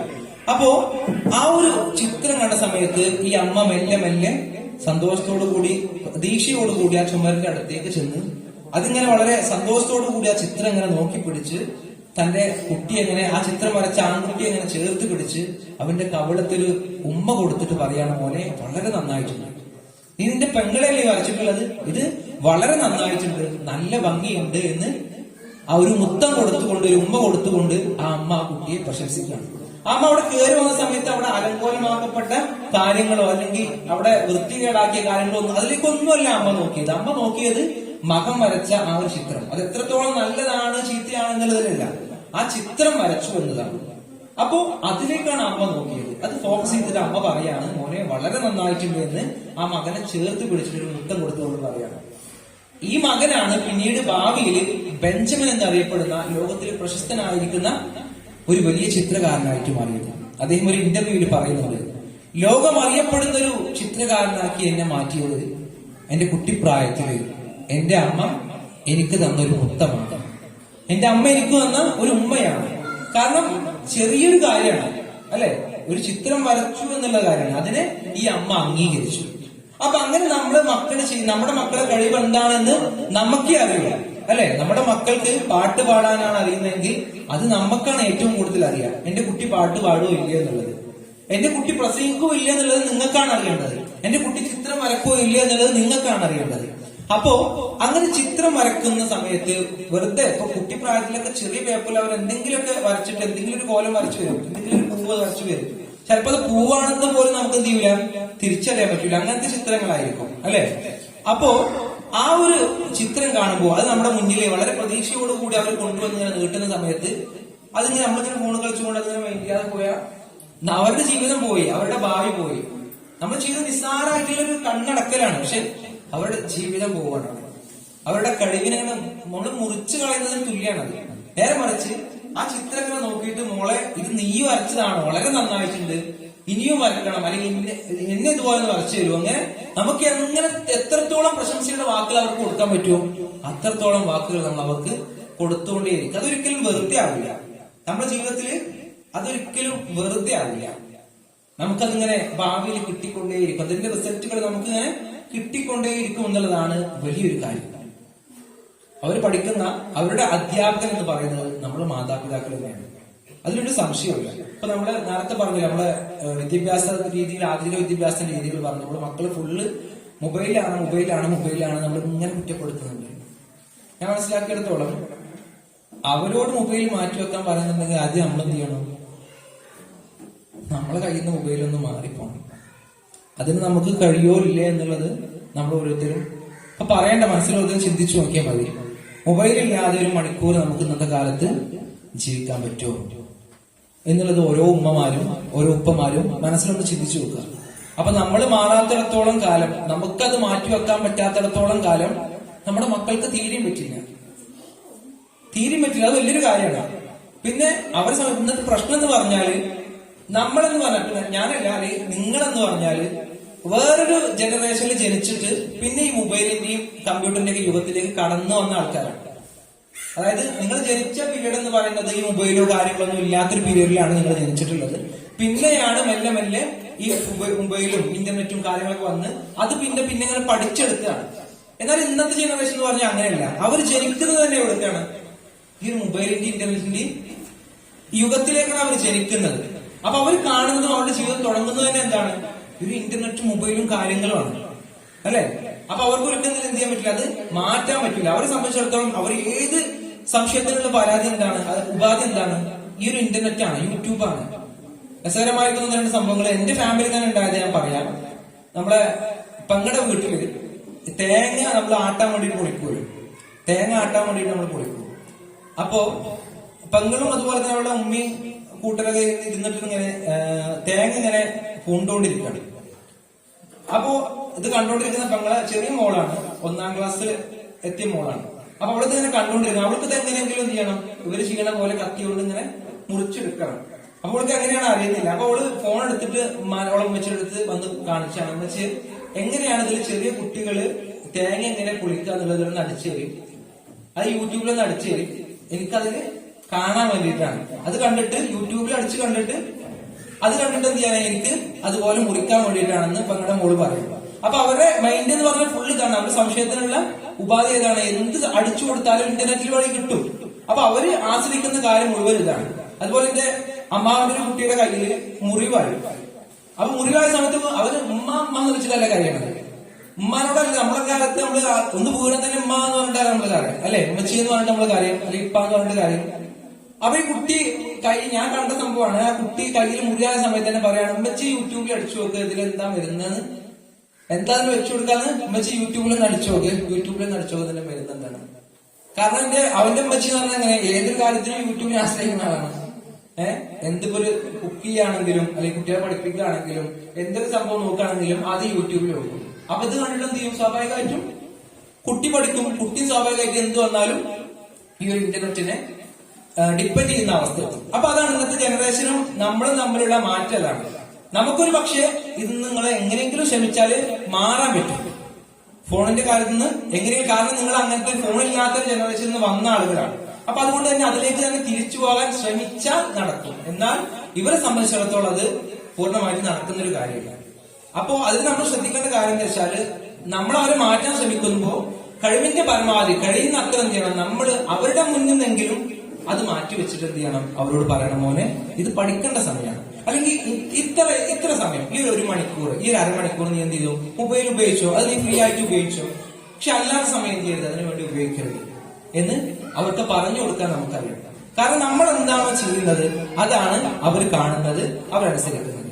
ഒരു LKG കാരനായിരിക്കുന്ന ഒരു കുട്ടി, ആ കുട്ടി ക്ലാസ്സിലിരിക്കുന്ന സമയത്ത് ടീച്ചറോട് 1-2 മോശപ്പെട്ട കുറച്ച് ഒരു 8-9 വാക്കുകൾ എന്ന് ആ ടീച്ചർ പറയാണ്. ഒരു 8-9 മോശപ്പെട്ട വാക്കുകൾ ആര് പറയാണ്? ഈ കുട്ടി പറയാണ്. മോശപ്പെട്ട കുറച്ച് വൃത്തികെട്ട വാക്കുകൾ ഈ കുട്ടി പറഞ്ഞു. അപ്പൊ ഈ ടീച്ചർക്ക് ദേഷ്യമായി. കാരണം LKG പഠിക്കുന്ന ഒരു കുട്ടിയാണ് പറയുന്നത്. LKG പഠിക്കുന്ന ഒരു കുട്ടിയാണ് ഇത്തരത്തോളം മോശപ്പെട്ട കുറച്ച് വാക്കുകൾ പറയുന്നത്. അപ്പൊ ഈ കുട്ടിയെ ക്ലാസ്സിൽ എന്ത് ചെയ്തു? ഈ ടീച്ചറെ പുറത്താക്കിയ സമയത്ത് ഈ കുട്ടി നേരത്തെ പറഞ്ഞ അതേ വാക്കുകൾ പറഞ്ഞുകൊണ്ടാണ് ക്ലാസ്സിൽ നിന്ന് പുറത്തു പോകുന്നത്. ടീച്ചർക്ക് ദേഷ്യം സഹിക്കാൻ പറ്റായിട്ട് ഈ കുട്ടിയുടെ അമ്മനെയും അച്ഛനെയും വിളിച്ചു വരുത്തി. അങ്ങനെ ഓഫീസ് റൂമിൽ നിന്നിട്ട് കുട്ടി അവിടെ ഇരിക്കുന്നുണ്ട്, അച്ഛൻ ഇവിടെ, അമ്മ അപ്പുറത്ത്, ടീച്ചർ അപ്പുറത്ത്. ഇങ്ങനെ നിന്നോട് സംസാരിക്കുകയാണ്. അപ്പോ ടീച്ചർ ഇങ്ങനെ ഈ അമ്മക്കും അച്ഛനും പറഞ്ഞു കൊടുക്കുകയാണ്, നിങ്ങളെ വിളിക്കാനുള്ള കാരണം എന്താണെന്നറിയോ? നിങ്ങളുടെ കുട്ടി LKGയിൽ എത്തിയിട്ടുള്ളൂ, പക്ഷെ ഒരു LKGക്കാരന്റെ വായിൽ നിന്ന് വരേണ്ട വാക്കുകളല്ല അവന്റെ വായിൽ നിന്ന് വന്നത്. അവർ മോശപ്പെട്ട ഒരു 8-9 വാക്കുകൾ അവൻ എന്നെ വിളിച്ചു. അവന്റെ ടീച്ചറായിരിക്കുന്ന എന്നെ അവൻ വിളിച്ചു. അപ്പോ അത് നിങ്ങളോട് പരാതിപ്പെടാൻ വേണ്ടിയിട്ടാണ് ഞാൻ നിങ്ങളെ വിളിച്ചതെന്ന് പറഞ്ഞു. അപ്പോ അവൻ വിളിച്ച കാര്യങ്ങളൊക്കെ ടീച്ചർ ഈ അച്ഛനും അമ്മക്കും ഇങ്ങനെ വിവരിച്ചു കൊടുത്തു. അപ്പൊ ആ സമയത്ത് ഇവിടെ ഇരിക്കുന്ന അമ്മ ഇങ്ങനെ അച്ഛനെ നോക്കിയിട്ട് പറയണം, മനുഷ്യ, നിങ്ങൾ അന്ന് ഒരു പ്രശ്നം ഉണ്ടായ സമയത്ത് നിങ്ങൾ എന്നെ നോക്കിയിട്ട് വിളിച്ചില്ലേ? ഒരു 4-5 വാക്കുകൾ നിങ്ങൾ എന്നെ വിളിച്ചില്ലേ? ആ വാക്കുകളാണ് എന്ത് ചെയ്ത് അവനാ പറഞ്ഞ 5 വാക്കുകൾ. അപ്പൊ നേരെ പുറത്തേക്ക് അച്ഛനെ ഒരു അമ്മ നോക്കിയിട്ട് പറയാന്, അതിന് മറുപടി ആയിട്ട് ഈ ഇന്നൊരു 4 വാക്ക് വിളിച്ചില്ലേ? അതിന് മറുപടി ഞാൻ അങ്ങോട്ട് വിളിച്ചതിന് മറുപടി ആയിട്ട് നീ ഒരു 4 വാക്ക് ഇന്നാണ്ട് വിളിച്ചില്ലേ? ആ വാക്കുകളാണ് അവന് ബാക്കിയായിട്ട് പറഞ്ഞത്. അപ്പൊ ഈ അച്ഛനും അമ്മയും അങ്ങോട്ടും ഇങ്ങോട്ടും വിളിച്ച 4-5 വാക്കുകൾ കൂടിയിട്ട് 9 തെറികളാണ് ഈ കുട്ടി എന്ത് ചെയ്തത്? ഈ ടീച്ചറെ വിളിച്ചത്. അപ്പൊ ഈ കുട്ടിക്ക് ഇതൊക്കെ പഠിക്കുന്നത് എവിടുന്ന? കുട്ടിക്ക് ഇതൊക്കെ പഠിക്കുന്നത് നമ്മുടെ അച്ഛനിൽ നിന്നാണ്, ഓരോ ഉപ്പയിൽ നിന്നാണ്, ഉമ്മയിൽ നിന്നാണ്. നമ്മൾ ശ്രദ്ധിക്കുന്നുണ്ടാവില്ല. നമ്മുടെ ഓരോ കാര്യങ്ങൾ പറയുമ്പോ ഇപ്പൊ നമ്മള് വീട്ടിൽ ചിലപ്പോ അവരെ മോശപ്പെട്ട എന്തെങ്കിലും വാക്കുകൾ, എന്തെങ്കിലും മോശപ്പെട്ട വാക്കുകൾ നമ്മൾ ഉപയോഗിക്കുന്നുണ്ടാവും, പക്ഷെ നമ്മൾ ശ്രദ്ധിക്കുന്നുണ്ടാവില്ല. ഇത് അവരുടെ മനസ്സിലേക്ക് കയറുന്നുണ്ട് എന്നുള്ളത് നമ്മൾ ശ്രദ്ധിക്കുന്നുണ്ടാവില്ല. പക്ഷെ അതിന്റെ വഷളത്തരം ഭാവിയിൽ ആർക്കന്നെ ആയിരിക്കും? രക്ഷിതാക്കളായിരിക്കുന്ന നമുക്ക് തന്നെ ആയിരിക്കും അത് വന്നു വഹിക്കുക, അല്ലെ? ഇപ്പൊ നമ്മൾ എന്തെങ്കിലും ഒരു കല്യാണത്തിന് പോവുകയാണ്, അപ്പൊ വേറെയുള്ള ഫാമിലികളൊക്കെ ഉണ്ട്. ആ ഫാമിലികളുടെ ഇടയിൽ നിന്ന് നമ്മുടെ കുട്ടി ഇത്തരപ്പെട്ട ഒരു മോശപ്പെട്ട ഒരു വാക്ക് പറഞ്ഞാൽ ആരവിടെ വിയർപ്പ് പോവുക? അവരുടെ ഇടയിൽ നമ്മളാണ് സ്വാഭാവികമായിട്ട് എന്ത് ചെയ്യാൻ? വിയർപ്പ് തുടക്കേണ്ടി വരിക. നമ്മളൊരു തരം നാണം കെട്ട് പോകണം അവിടെ. അപ്പൊ അതിന്റെ കാരണം നമ്മൾ തന്നെയാണ്. അപ്പോ മക്കൾക്ക് അങ്ങനെയില്ല. നമ്മൾ എന്തെങ്കിലും നല്ല കാര്യങ്ങൾ ചെയ്യുമ്പോൾ നമ്മുടെ മക്കളുടെ മുന്നിൽ വെച്ച് ചെയ്യുകയാണെങ്കിൽ, മോശപ്പെട്ട കാര്യങ്ങൾ ചെയ്യുമ്പോൾ അവർക്ക് നെഗറ്റീവായി വരുന്നത് പോലെ തന്നെ നല്ല കാര്യങ്ങൾ ചെയ്യുമ്പോൾ അവർക്ക് എന്ത് ചെയ്യും? പോസിറ്റീവായിട്ട് വരും. ഇപ്പൊ നമ്മളൊരു സ്വതക്ക ചെയ്യാൻ ഒരാൾക്കൊരു ഭക്ഷണം കൊടുക്കണം, അത് നമ്മുടെ മക്കളെ കൂട്ടിക്കൊണ്ടു പോയിട്ട് ആ മക്കളുടെ മുന്നിൽ നിന്ന് ചെയ്യുമ്പോൾ എന്താണ്? അവർക്ക് ഒരു വലിയ പ്രചോദനമാണ്. കാരണം അവർ കാണുന്ന ഏറ്റവും വലിയ ശരി ആരാണ്? ഓരോ ഉപ്പമാരാണ്, ഓരോ ഉമ്മമാരാണ്. അപ്പൊ അവരുടെ മുന്നിൽ വെച്ച് നമ്മൾ ചെയ്യുമ്പോൾ വലിയൊരു കാര്യമല്ല. ഒരു അച്ഛനും ഒരു മകനും കൂടിയിട്ട് എന്താണ് ഒരു കാറിൽ ഇങ്ങനെ യാത്ര ചെയ്യാണ്. കാറിൽ ഇയാളെന്തോ ഒരു ആവശ്യത്തിന് വേണ്ടി ധൃതിയിൽ ഇങ്ങനെ ഫാസ്റ്റ് ആയിട്ട് പോവാണ്. ഫാസ്റ്റ് ആയിട്ട് പോകുന്ന സമയത്ത് ഈ മനുഷ്യന് അറിയാതെ ട്രാഫിക്കിന്റെ സിഗ്നൽ ശ്രദ്ധിച്ചിട്ടില്ല. ഫാസ്റ്റ് ആയി പോകുന്നതിന്റെ ഇടയിൽ ട്രാഫിക്കിന്റെ സിഗ്നൽ ശ്രദ്ധിക്കാതെ എന്ത് ചെയ്തു? പാസ് ചെയ്തു പോയി. പിന്നെയാണ് അയാൾ ശ്രദ്ധിക്കുന്നത് ട്രാഫിക്കിന്റെ സിഗ്നൽ ഇങ്ങനെ തെറ്റിച്ചിട്ടുണ്ട്. അപ്പൊ ഇയാൾ ഈ മനുഷ്യൻ ബോധപൂർവ്വം, ഒരു പോലീസ് ഒന്നും തടുത്തിട്ടൊന്നുമില്ല, ബോധപൂർവ്വം അടുത്തുള്ള ഒരു പോലീസ് സ്റ്റേഷനിൽ പോയി പരാതിപ്പെട്ടു. പറയുന്ന കാര്യം ശ്രദ്ധിക്കുക. ബോധപൂർവ്വം അടുത്തുള്ളൊരു പോലീസ് സ്റ്റേഷനിൽ പോയിട്ട് പരാതിപ്പെട്ടു, സാറേ, ഞാനിങ്ങനെ ഇന്നാലിന്റെ ജംഗ്ഷനിൽ വെച്ചിട്ട് ട്രാഫിക്കിന്റെ നിയമം ലംഘിച്ചിട്ടുണ്ട്, ഞാനത് നോക്കാതെ പാസ് ചെയ്തു. അപ്പോ എനിക്ക് അതിനുള്ള പണിഷ്മെന്റ് എന്താണെന്ന് വെച്ചാൽ, അതിനുള്ള ശിക്ഷ എന്താണെന്ന് വെച്ചാൽ എനിക്ക് തരണമെന്ന് പറഞ്ഞു. അപ്പൊ ഈ പോലീസുകാരൊക്കെ രാത്രി ആയിക്കണം, ഒരുപാട് രാത്രി നേരം വൈകിട്ടുണ്ട്. പോലീസുകാരൊക്കെ ഉറക്കത്തോട് ഇങ്ങനെ നിൽക്കുന്ന സമയമാണ്. പോലീസുകാർ പറഞ്ഞു, നിങ്ങൾ ഈ പറഞ്ഞ സെന്റർ നമ്മുടെ ഒരു പോലീസ് സ്റ്റേഷന്റെ അതിരിൽ വരുന്ന സംഭവമില്ല, അതുകൊണ്ട് നിങ്ങൾ പൊയ്ക്കോളി എന്ന് പറഞ്ഞു. അപ്പൊ ഇയാൾ അവിടുന്ന് മനസ്സോടെ അവിടുന്ന് ഇറങ്ങി വന്നിട്ട് തൊട്ടപ്പുറത്തുള്ള മറ്റൊരു പോലീസ് സ്റ്റേഷനിൽ പോയി. അപ്പൊ അവിടുത്തെ സാറന്മാരൊക്കെ ഏകദേശം ഉറങ്ങി കിടക്കാണ്. അവരെ വിളിച്ചുണർത്തിയിട്ട് ഇയാൾ പറഞ്ഞു, സാറേ, ഞാൻ ഇന്നാലും എന്റെ ട്രാഫിക്കിന്റെ നിയമം ലംഘിച്ചിട്ടുണ്ട്, അപ്പൊ എനിക്കതിനുള്ള ശിക്ഷ നിങ്ങൾ തരണം, എന്താന്ന് വെച്ചാൽ നിങ്ങൾ അതിനുള്ള പണിഷ്മെന്റ് തരണം എന്ന് പറഞ്ഞു. അപ്പോ ഈ മനുഷ്യന് ഈ പോലീസുകാരൻ പറയാണ്, അത് കുഴപ്പമില്ല, ഇനി നിങ്ങൾ ശ്രദ്ധിച്ചാൽ മതി, ഇപ്പൊ ഏതായാലും നിങ്ങൾ പൊയ്ക്കോളി, ഫൈനൊന്നും ഈടാക്കുന്നില്ല, ഇപ്പൊ നിങ്ങൾ പൊയ്ക്കോളി എന്ന് പറയണം. അപ്പൊ ഈ മനുഷ്യൻ പറയും, സാർ അങ്ങനെ പറയരുത്, എനിക്ക് എന്തെങ്കിലും ഒരു പണിഷ്മെന്റ് നിങ്ങൾ തന്നേ പറ്റുള്ളൂ എന്ന് പണി ഇങ്ങനെ ചോദിച്ചു വാങ്ങാണ് മനുഷ്യന്. അപ്പോ എടോ അത് കുഴപ്പമില്ല, ഇപ്പൊ അറിയാൻ സംഭവിച്ചാലേ, ഇനി അങ്ങനെ സംഭവിക്കാതിരുന്നാൽ മതി എന്ന് പറഞ്ഞ് വീണ്ടും ഒഴിവാക്കാൻ വേണ്ടി ശ്രമിക്കാം. അപ്പൊ ഈ മനുഷ്യൻ പറയുന്നൊരു വാക്കുണ്ട്, നമ്മൾ ഓരോരുത്തരും നമ്മുടെ മനസ്സിന്റെ ഉള്ളിൽ കയറ്റി വെക്കേണ്ട ഒരു കാര്യമാണ്.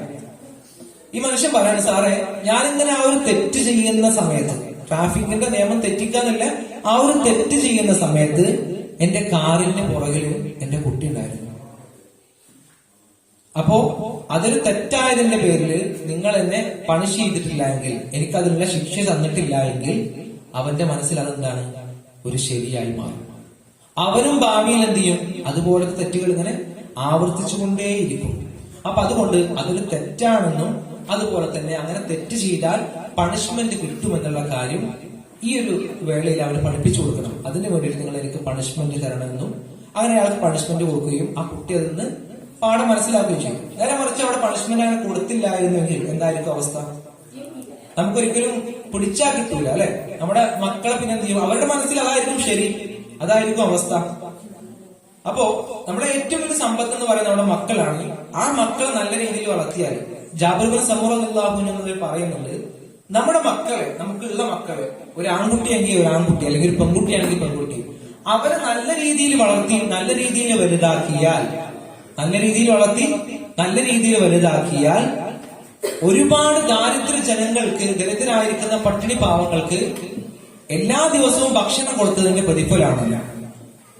ഒരു മനുഷ്യന്റെ വിശപ്പകറ്റിയാലുള്ള കൂലി എത്രയാണ് എന്നതുപോലെ നമ്മുടെ മക്കളെ, വേറെ നാട്ടിലെ മക്കളെ പറ്റിയിട്ടല്ല പറയുന്നത്, നമ്മുടെ സ്വന്തം മക്കളെ നിങ്ങൾ നല്ല രീതിയിൽ വളർത്തി വലുതാക്കിയാൽ നാളെ എന്ത് ചെയ്യും, നിങ്ങൾക്ക് ഒരുപാട് ദാരിദ്ര്യ ജനങ്ങൾക്ക്, പട്ടിണി അനുഭവിക്കുന്ന ആളുകൾക്ക് ദിവസവും ഭക്ഷണം കൊടുത്തതിന്റെ പ്രതിഫലമായിരിക്കും എന്നാണ് പറയുന്നത്. അപ്പോ നബി സല്ലല്ലാഹു അലൈഹി വസല്ലം തങ്ങളുടെ അരികിലേക്ക് നമ്മളിങ്ങനെ മക്കൾ ഇങ്ങോട്ട് ചെയ്യേണ്ട കാര്യങ്ങൾ നമ്മളിങ്ങനെ പരാതിപ്പെടാറുണ്ട്. അതായത് മക്കൾ ശരിയല്ല, മകൻ അങ്ങനെയാണ്, മകൾ ഇങ്ങനെയാണ്, പറഞ്ഞതനുസരിക്കുന്നില്ല, കാര്യങ്ങളൊക്കെ എന്ത് ചെയ്യും, ഇങ്ങനെ പറഞ്ഞു കൊടുക്കും. ഇസ്ലാം അങ്ങനെ പരാതിപ്പെടും. എന്നാൽ നമ്മൾ അങ്ങോട്ട് ചെയ്യേണ്ട കാര്യങ്ങൾ നമ്മൾ എന്ത് ചെയ്യാറില്ല, പലപ്പോഴും ശ്രദ്ധിക്കാറില്ല അല്ലെ? അപ്പൊ റസൂൽ സല്ലല്ലാഹു അലൈഹി വസല്ലം തങ്ങളുടെ അരികിലേക്ക് ഒരു സ്വഹാബി വന്നിട്ട് ഇങ്ങനെ ഒരു കാര്യം ചോദിക്കാണ്. റസൂലെ, മക്കള് മാതാപിതാക്കളോട് ചെയ്യേണ്ട കാര്യങ്ങൾ, ഹഖുൽ വാലിദൈനി എന്ന് പറഞ്ഞിട്ടുള്ള കാര്യം, അപ്പോ മാതാപിതാക്കൾക്ക് ചെയ്തു കൊടുക്കേണ്ട കാര്യങ്ങൾ എന്തൊക്കെയാണ് റസൂല് പറഞ്ഞു പഠിപ്പിച്ചിട്ടുണ്ട്. എന്നാൽ മാതാപിതാക്കൾക്ക് മക്കളോടുള്ള കടമകൾ എന്തൊക്കെയാണ് റസൂല്, എന്താണ് മാതാപിതാക്കൾ മക്കളോട് ചെയ്യേണ്ടതെന്ന് ചോദിക്കുകയാണ്. അപ്പൊ ഈ ചോദ്യം നമ്മുടെയൊക്കെ മനസ്സിലുള്ള ചോദ്യമാണ്. നമ്മളെങ്ങനെയാണ് നമ്മുടെ മക്കളെ കാണുന്നത്, എങ്ങനെയാണ് നമ്മുടെ മക്കളെ വളർത്തേണ്ടത് എന്നുള്ള ഒരു ചോദ്യം. അപ്പൊ രണ്ട് കാര്യങ്ങളാണ് റസൂലത പറഞ്ഞു കൊടുക്കുന്നത്. ഒന്ന്, അവർക്ക് നല്ല പേരിടുക. അവർക്ക്, നമ്മുടെ മക്കൾക്ക് നല്ല പേരിടുക. അതായത് അവരുടെ ജീവിതം തുടങ്ങുന്നത് ആ ഒരു പേരിൽ നിന്ന്. അവർക്ക് നമ്മൾ കൊടുക്കുന്ന ആദ്യത്തെ സമ്മാനം എന്താണ്, ആ ഒരു പേരാണ് അല്ലെ? ഇപ്പൊ മുഹമ്മദ് എന്ന് നമ്മുടെ കുട്ടിക്ക് പേരിടാണെങ്കിൽ അങ്ങനെയുള്ള നല്ല പേരുകൾ നമ്മുടെ മക്കൾക്ക് കൊടുക്കുക. രണ്ടാമതായിട്ട് റസൂലത പറഞ്ഞത് അവരെ നല്ല രീതിയിൽ വളർത്തുക, നല്ല രീതിയിൽ നമ്മുടെ മക്കളെ വളർത്തുക. അപ്പൊ നല്ല രീതിയിൽ നമ്മുടെ മക്കളെ വളർത്തുക എന്നുള്ളിടത്താണ് ഈ പറഞ്ഞ നമ്മുടെ കാര്യങ്ങളൊക്കെ കണക്ട് ചെയ്യുന്നത്. ഇതുവരെ നമ്മൾ പറഞ്ഞ കാര്യങ്ങളിൽ ഇനി പറയാൻ പോകുന്ന കാര്യങ്ങളൊക്കെ കണക്ട് ചെയ്യുന്നതാണ് അവരെ നല്ല രീതിയിൽ വളർത്തുക എന്ന് റസൂലത പറഞ്ഞ രണ്ടാമത്തെ കാര്യമാണ്. അത് കേവലം ഒരു ഒറ്റ സെന്റൻസ് ഒതുക്കേണ്ട കാര്യമല്ല. നമ്മുടെ മക്കളോടുള്ള നമുക്ക് ബാധ്യത മുഴുവനായിട്ട് എന്ത് ചെയ്യുന്നുണ്ട്, അതിന് അടങ്ങി പോകുന്നുണ്ട് അല്ലെ? അതായത് അവർക്ക് കൊടുക്കേണ്ട, മക്കളെ നല്ലവരാക്കണം എന്നുണ്ടെങ്കിൽ എന്ത് ചെയ്യണം, അവർക്ക് നല്ലത് പറഞ്ഞു കൊടുക്കണം. നല്ല ഭക്ഷണം കൊടുത്താലേ, അല്ലെങ്കിൽ നല്ല വിവരം കൊടുത്താലേ അവരെന്ത് ചെയ്യുള്ളൂ, നല്ലവരായിട്ട് മാറുള്ളൂ. നമുക്ക് അറിയുന്ന കാര്യമാണ് അല്ലെ? അപ്പൊ അവരെ നല്ല രീതിയിൽ വളർത്തുക എന്ന് പറഞ്ഞാൽ എന്താ, അവർക്ക് നല്ല വിവരം കൊടുക്കുക, നല്ല ഇൽമു കൊടുക്കുക, നല്ല ദീന് കൊടുക്കുക എന്നുള്ളതാണ് ഏറ്റവും പ്രധാനപ്പെട്ട ഒരു കാര്യം. അപ്പൊ അവർക്ക് നല്ല ഇൽമു കൊടുക്കുക എന്ന് പറഞ്ഞാൽ അവിടെയാണ് നമ്മുടെ മദ്രസ സംവിധാനങ്ങളുടെ നമ്മുടെ ഒരു വിഷയം, നമ്മളിപ്പോ ഇരിക്കുന്ന ഒരു ബിൽഡിങ്ങിന്റെ ഒക്കെ ഒരു കാര്യം നമ്മളതിലേക്ക് കടന്നു വരുന്നത്. നമ്മൾക്ക് മനസ്സിലാക്കുന്ന ഒരു തെറ്റായിരിക്കുന്ന ഒരു ധാരണ ഉണ്ട്, നമ്മുടെ ഉള്ളിൽ കടന്നുകൂടിയ തെറ്റായ പല രക്ഷിതാക്കളുടെ ഒരു ധാരണ ഉണ്ട്. അതായത് ശരിക്കും നമ്മുടെ മക്കൾക്ക് വിദ്യാഭ്യാസം കൊടുക്കേണ്ട ധാരണ നമ്മള് രക്ഷിതാക്കളാണ്. നമ്മളാണ് എന്ത് ചെയ്യുന്നത്, നമ്മളിൽ നിന്നാണ്, നമ്മുടെ വായ കൊണ്ടാണ് എന്ത് ചെയ്യേണ്ടത്, അവർക്ക് ഇങ്ങനെ ഖുർആൻ ഇങ്ങനെ പറഞ്ഞു കൊടുക്കേണ്ടത്, അവർക്ക് ഇങ്ങനെ ദീന് പറഞ്ഞു കൊടുക്കേണ്ടത്, അവർക്ക് ഭൗതിക വിദ്യാഭ്യാസങ്ങൾ പറഞ്ഞു കൊടുക്കേണ്ടത് നമ്മുടെ വായ കൊണ്ടാണ്, നമ്മുടെ നാവ് കൊണ്ടാണ്. അത് നമ്മുടെ ഉത്തരവാദിത്തമാണ്. അവർക്ക് ഭക്ഷണം കൊടുക്കൽ ആരാ, നമ്മുടെ മക്കൾക്ക് ഭക്ഷണം കൊടുക്കുന്ന ആരാ, നമ്മളാണ്. അവർക്ക് വസ്ത്രമായി കൊടുക്കുന്ന ആരാ, നമ്മളാണ്. അവർക്ക് ചെരുപ്പുകളെ, ബാഗുകളെ, മദ്രസയിലേക്ക് അയക്കുന്ന, സ്കൂളിലേക്ക് അയക്കുന്ന എല്ലാ കാര്യങ്ങളും ചെയ്യുന്ന ആരാ, അവരെ കെട്ടിച്ചയക്കുന്നത് ആരാ, ഒക്കെ നമ്മളാണ്. അതുപോലെ അവർക്കുള്ള വിദ്യാഭ്യാസവും വായോട് വായ കൊണ്ട് പറഞ്ഞു കൊടുക്കുന്നത് ആരാണ്, നമ്മുടെ രക്ഷിതാക്കളാണ്. നമ്മളെ പൂർവികന്മാരായിരിക്കുന്ന ആളുകളൊക്കെ ബയോഗ്രഫി ശ്രദ്ധിച്ചാൽ നമുക്കറിയാം, അവരുടെ പ്രാഥമിക വിദ്യാഭ്യാസം എന്നൊരു ഓപ്ഷൻ ഉണ്ടാവും. അവിടെ കൊടുത്തുള്ള ആരായിരിക്കും, പിതാവിൽ നിന്ന്. പ്രൈമറി വിദ്യാഭ്യാസം എന്ന് പറഞ്ഞാൽ പിതാവിൽ നിന്നായിരിക്കും എന്ത് ചെയ്യാം, ആദ്യത്തെ വിദ്യാഭ്യാസം, അല്ലെങ്കിൽ മാതാവിൽ നിന്നായിരിക്കും എന്ത് ചെയ്യാം, ആദ്യത്തെ വിദ്യാഭ്യാസം. അവരുടെ ജീവിത ചരിത്രം പരിശോധിച്ച് നോക്കിയാൽ നമുക്ക് മനസ്സിലാക്കാൻ പറ്റും. എന്നതുപോലെ തന്നെയാണ് പിന്നീട് നമ്മളിങ്ങനെ കാലം ഇങ്ങനെ മാറി മാറി വന്നപ്പോൾ നമ്മളൊക്കെ തിരക്കുകളായി ബിസിയായി, നമുക്ക് തിരക്കുകളും കാര്യങ്ങളായപ്പോൾ നമ്മുടെ മക്കളെ കാര്യം ശ്രദ്ധിക്കാൻ നമുക്ക് കഴിയുന്നില്ല. അല്ലെങ്കിൽ തിരക്കുകളില്ലാന്നുണ്ടെങ്കിലും വേണ്ടത്ര പറഞ്ഞു കൊടുക്കാനുള്ള വിവരം നമുക്ക് കിട്ടുന്നില്ല. അതിന്റെ പുറത്താണ് ദീർഘവീക്ഷികളായിരിക്കും നമ്മുടെ പണ്ഡിതന്മാർ ഇതുപോലുള്ള മദ്രസ സംവിധാനങ്ങൾ എന്ത് ചെയ്ത് കെട്ടിപ്പടുത്തുന്നത്. അങ്ങനെ നമ്മുടെ മക്കള് നമ്മള് ഇവിടേക്ക് അയക്കുകയാണ്, അങ്ങനെ ഇവിടെ നിന്ന് വിദ്യാഭ്യാസം കൊടുക്കുകയാണ്. പക്ഷെ ഇവിടേക്ക് അയക്കുന്ന രക്ഷിതാക്കന്മാർ എന്ത് ചെയ്യുന്നില്ല, അവരാണ് വിദ്യാഭ്യാസം കൊടുക്കേണ്ടത് എന്നുള്ളൊരു വലിയ സത്യം തിരിച്ചറിയുന്നില്ല. അവർ കരുതുന്നത് എന്താ, കുട്ടിയെ മദ്രസക്ക് അയച്ചു, മാസം ഫീസ് കൊടുക്കുന്നുണ്ട്, ഓക്കെ, ഇനി അവരായി ഉസ്താദന്മാരായി. ഇനി നമ്മളെ ഉത്തരവാദിത്തം എന്തുള്ളൂ, പ്രത്യേകിച്ച് ഉപ്പമാരുടെ ഉത്തരവാദിത്തം എന്തുള്ളൂ, പരീക്ഷയായോ, പഠിക്കണില്ലേ, പേപ്പർ കിട്ടിയോ, മാർക്ക് എത്രയോ, എന്തേ കുറഞ്ഞു, അത് ഉസ്താദിന്റെ ഫോൺ നമ്പർ തന്നാ ഉസ്താദിനെ വിളിക്കുക, എന്ത് ചെയ്യാ, പരാതി പറയാം. ഇത്ര മാത്രമാണ് എന്ത് ചെയ്യുന്നത് ഒരു രക്ഷിതാവിന്റെ ഉത്തരവാദിത്തത്തിലേക്ക് വരുന്നുള്ളൂ. എന്നാൽ അത് മാത്രമാണ്, അതല്ല. അപ്പൊ പാരന്റ്സ് മീറ്റിംഗിലൊക്കെ നമ്മൾ ഒപ്പിടാൻ വരുന്ന സമയത്ത് പല ആൾക്കാർക്കും തിരക്കാണ്. നമ്മളിങ്ങനെ കടന്നു വരുമ്പോൾ തന്നെ അവിടെ തന്നെ പേനൊക്കെ ഇങ്ങനെ ഒരു ടോപ്പൊക്കെ ബാക്കിലിട്ടിട്ടാണ് വരിക, എവിടെ ഒപ്പിടേണ്ടത് വെച്ചിട്ട്. കാരണം ഒപ്പിടല് മാത്രമായിട്ട് ഇങ്ങനെ ചുരുങ്ങിക്കണം നമ്മുടെ മക്കളുടെ കാര്യം. അതല്ല, നേരെ മറിച്ച് അവര് ചെയ്യുന്ന കാര്യങ്ങൾ, അവർക്ക് ഇവിടുന്ന് ഉസ്താദന്മാർ അവിടെ ഉത്തരവാദിത്തങ്ങൾ ചെയ്യുന്നുണ്ട്.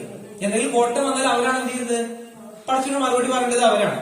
അപ്പോ അതുപോലെ തന്നെ മക്കളുടെ കാര്യം വീട്ടിൽ നിന്ന് ശ്രദ്ധിക്കേണ്ടത് നിങ്ങൾ ഓരോരുത്തരുടെയും ഉത്തരവാദിത്തം തന്നെയാണ്. അതിലൊരു സംശയമില്ല. 60% അതിലപ്പുറം തന്നെ മക്കളുടെ കാര്യങ്ങൾ ശ്രദ്ധിക്കേണ്ടത് ആരാ, വീട്ടിൽ നിന്നുള്ള ആളുകൾ തന്നെയാണ്. ഇപ്പോ മക്കൾക്ക് ഇങ്ങനെ ഉമ്മാനെ നമ്മൾ ബഹുമാനിക്കണം, ഉമ്മാന്റെ കാലിന്റെ ചൂട്ടില് സ്വർഗാണെന്ന് പറഞ്ഞു കൊടുക്കാനാണ് ഇവിടുന്ന് പറ്റും. അത് ജന്നത്ത് തഹ്താഖിദാമിൽ ഉമ്മഹാത്ത്, ഉമ്മാന്റെ കാലിന്റെ ചൂട്ടില് സ്വർഗാണെന്ന് പറഞ്ഞു കൊടുക്കാൻ എവിടുന്ന് പറ്റും, മദ്രസ ഉസ്താദ് പറഞ്ഞു പഠിപ്പിച്ചു കൊടുക്കും. എന്നാൽ അങ്ങനെ ഒരു സ്വർഗം ഉമ്മാന്റെ കാലിന്റെ ചോട്ടിലുണ്ടെന്ന് കാണിച്ചു കൊടുക്കേണ്ടത് ആരാണ്? വീട്ടിലുള്ള ഉമ്മമാരാണ് എന്ത് ചെയ്യുന്നത്, അങ്ങനെയുള്ള സ്വർഗം ഉമ്മാന്റെ കാലിന്റെ ചോട്ടിലുണ്ടെന്ന് കാണിച്ചു കൊടുക്കുന്നത്. അതിങ്ങനെ കാല് ഒന്നിച്ച് കാണിച്ചു കൊടുക്കാനല്ല പറഞ്ഞത്. അങ്ങനെ ഒന്നിച്ചാൽ എന്തുള്ളൂ കാണുക, കാലിനടിയിലുള്ള ചളിയുള്ളൂ കാണുക, അല്ല വേറൊന്നും കാണുക. എന്നാൽ ആ ഉമ്മാന്റെ കാലിന്റെ ചോട്ടിൽ സ്വർഗം തന്നെയാണ്. അങ്ങനെ ഒരു സ്വർഗം ആരാരും ആഗ്രഹിക്കുന്ന ആ ഒരു സ്വർഗം കാലിന്റെ ചോട്ടിൽ വെച്ചു കൊടുക്കാൻ പ്രാപ്തിയായിരിക്കുന്ന ഒരു ഉമ്മയാണ് എന്ന് തെളിയിക്കേണ്ടത് ആരാണ്? ആ ഉമ്മയാണ്. ആ ഉമ്മ എങ്ങനെയാണ് തെളിയിക്കേണ്ടത്? ആ ഉമ്മാന്റെ ജീവിതത്തിലൂടെയാണ്. തന്റെ മക്കളുടെ കാര്യം നോക്കി, ഭർത്താവിന്റെ കാര്യം നോക്കി, പടച്ചവനെ പേടിച്ച് ആ ഉമ്മ ജീവിക്കുമ്പോഴാണ് ഈ കുട്ടിക്കറിയാം ഈ ഉമ്മാന്റെ കാലിന്റെ ചോട്ടത്തില് ഒന്നല്ല ഒരു 9 സ്വർഗം വെച്ചു കൊടുത്താലും മതിയാവില്ല എന്ന് തീരുമാനിക്കേണ്ടത് ആരാണ്? ഈ കുട്ടി തീരുമാനിക്കണമെന്നുണ്ടെങ്കിൽ ആ ഉമ്മ കരുതണം. ലുഖ്മാൻ ഹക്കീം റളിയല്ലാഹു അൻഹുവിനെ കണ്ടിട്ടില്ലേ? അദ്ദേഹം വലിയ ഒരു പണ്ഡിതനാണ്.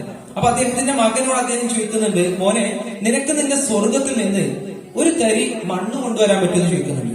നിനക്ക് നിന്റെ സ്വർഗത്തിൽ നിന്ന് ഒരു തരി മണ്ണെടുത്ത് കൊണ്ടുവരാൻ പറ്റുമെന്ന് ചോദിക്കുന്നുണ്ട്. അപ്പൊ അദ്ദേഹം കൊണ്ടുവരാന്ന് പറഞ്ഞിട്ട് എന്ത് ചെയ്തു, നേരെ ഒരു പേപ്പർ എടുത്തിട്ട് അടുക്കളയിലേക്ക് കടന്നേക്കാണ്. അടുക്കളയിലേക്ക് കടന്നു ചെന്നിട്ട് എന്ത് ചെയ്യാണ്, ഉമ്മാനെ ചോദിക്കണം, ഉമ്മാനെ കാലൊന്ന് പൊന്തിക്കോ, കാലൊന്ന് പൊക്കോന്ന് ചോദിച്ചു. ഉമ്മ അങ്ങനെ സംശയത്തോടു കൂടി എന്ത് ചെയ്തു, കാല് പൊക്കി കൊടുത്തു. അപ്പൊ കാല് പൊക്കിയ സമയത്ത് ഉമ്മാന്റെ കാലിൽ ഇങ്ങനെ പറ്റിപ്പിടിച്ചിരിക്കുന്ന പൊടികളൊക്കെ ഈ മകൻ ഇങ്ങനെ കൈകൊണ്ട് ഈ പേപ്പറിലേക്ക് തട്ടിയെടുത്തിട്ട് ആ പേപ്പറിലുള്ള പൊടിയുമായിട്ട് തന്റെ പിതാവിന്റെ അടുത്ത് ചെല്ലുകയാണ്. പിതാവിനോട് പറയാണ്, ഉപ്പ, ഇതാ എന്റെ സ്വർഗത്തിൽ നിന്നുള്ള മണ്ണ് എന്ന് പറഞ്ഞു കൊടുക്കുകയാണ്. അപ്പൊ മോനെ ഇതങ്ങനെ കിട്ടി? കാരണം ഈ പിതാവ് പ്രതീക്ഷിച്ചിട്ടില്ല ഈ മകൻ ഇങ്ങനെ ചെയ്യുമെന്ന് പിതാവ് പ്രതീക്ഷിച്ചിട്ടില്ല. അപ്പൊ ഇതെവിടെ നിന്ന് കിട്ടിയെന്ന് ചോദിച്ചപ്പോ പറയാണ്, ഉമ്മാന്റെ കാലിന്റെ ചോട്ടിലാണ്. അപ്പൊ മകൻ ഉമ്മാന്റെ കാലിന്റെ ചോട്ടിൽ സ്വർഗമുണ്ട് എന്ന് മനസ്സിലാക്കിയത് ആ ഉമ്മാന്റെ ജീവിതം കൊണ്ടാണ്. ആ ഉമ്മാന്റെ ജീവിതം കണ്ടിട്ടാണ് ആ ഉമ്മാന്റെ കാലിന്റെ ചോട്ടില് സ്വർഗമുണ്ട് എന്ന് തിരിച്ചറിഞ്ഞത്.